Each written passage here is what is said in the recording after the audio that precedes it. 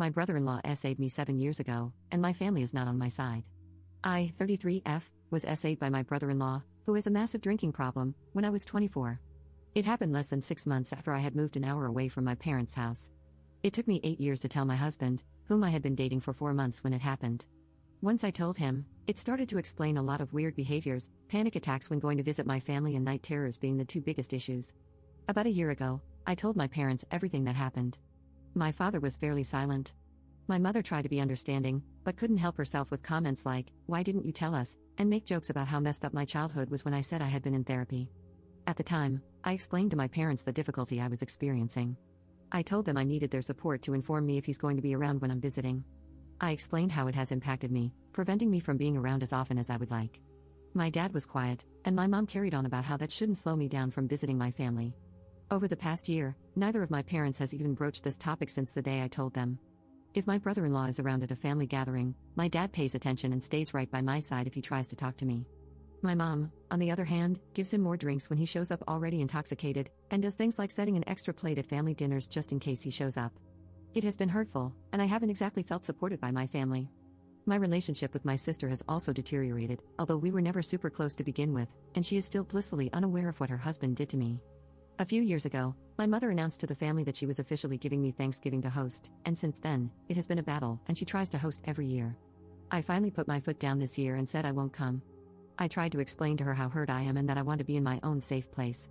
If my brother-in-law actually shows up, I'll feel empowered to finally confront him, but he usually avoids me ever since the incident, and the feeling is mutual.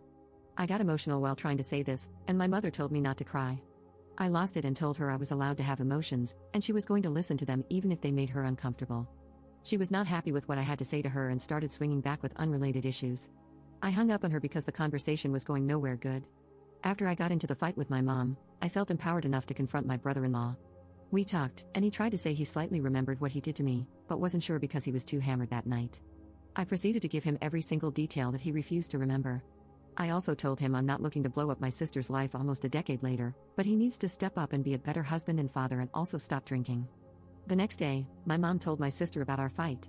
The main point of the argument was me not feeling supported around the man who essayed me. My sister doesn't know this part, so she thinks I'm arguing about hosting Thanksgiving just because I'm difficult. I received a long, nasty text from my sister for being rude to my mother. She carried on and called me a bad aunt for not being around my nephews enough and not spending more time with my family.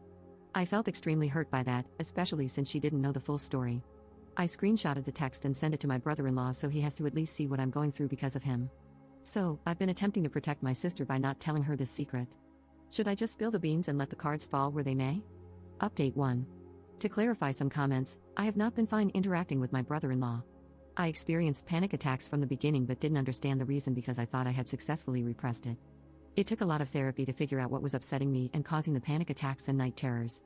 I am not comfortable leaving my sister and the kids in a situation like that.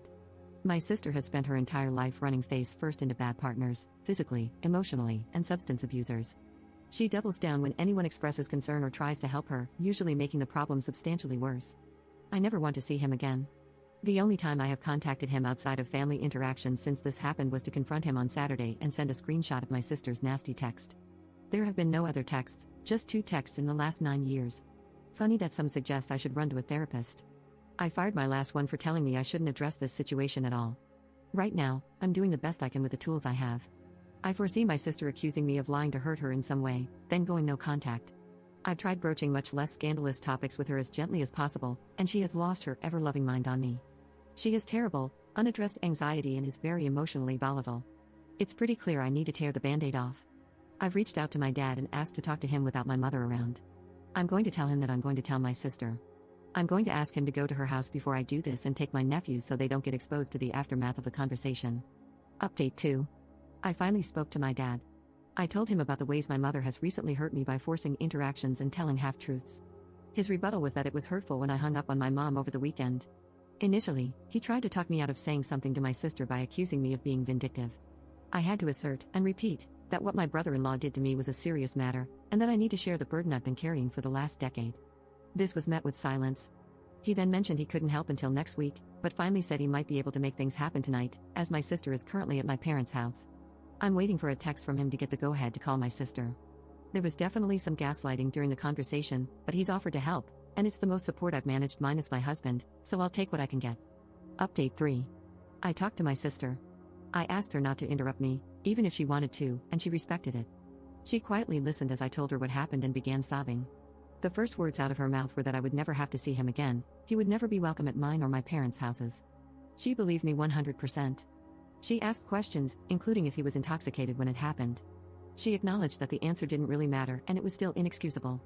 This happened when we were all on a trip together visiting my grandparents. She didn't even remember going on the trip, so I walked her back to that weekend, and we talked through the details. She also shared that brother-in-law was SA'd by an aunt, who also had a massive drinking problem, when he was younger. I told her I called and confronted him on Saturday. She asked about our conversation, and I told her everything.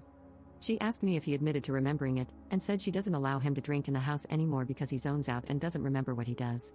She got angry, but not at me. She went on to repeat a few times that she's my big sister, and her job is to protect me. I could feel her internalizing a lot of pain. I explained that I do love my family, but the panic attacks and night terrors keep me away so I can protect myself.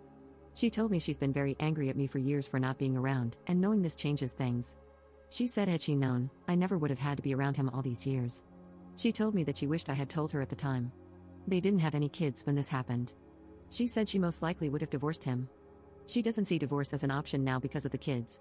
I explained that I didn't have the tools in my toolbox at the time, and that's what I've been working on. I told her that until a year ago, I couldn't stand in an empty room and say what happened to me out loud or even write it on a piece of paper. She just cried a lot with me and it all seemed serendipitous. If talking to her made me realize anything for sure, it's that my parents are messed up. I'm going to text my sister this morning. Considering the way she handled it, I think reaching out and trying to heal our relationship will be a good move. I also don't want my parents to do to her what they did to me. When the dust settles some, I'm going to talk to my sister about all the unhealthy BS from my parents. I think if we can stand up to their enabling behaviors together, everyone will be better off. I might reach out to my dad today, but I'm undecided. I will definitely not be reaching out to my mother.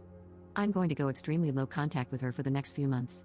Both of my parents have some apologizing to do before they'll be allowed back into my good graces. I'm happy I did everything I did yesterday without speaking a word to my mother. I know this is just the start in a lot of ways. Yesterday was like reaching the peak of Mount Everest. I still have to get down the mountain, but the worst of it is over.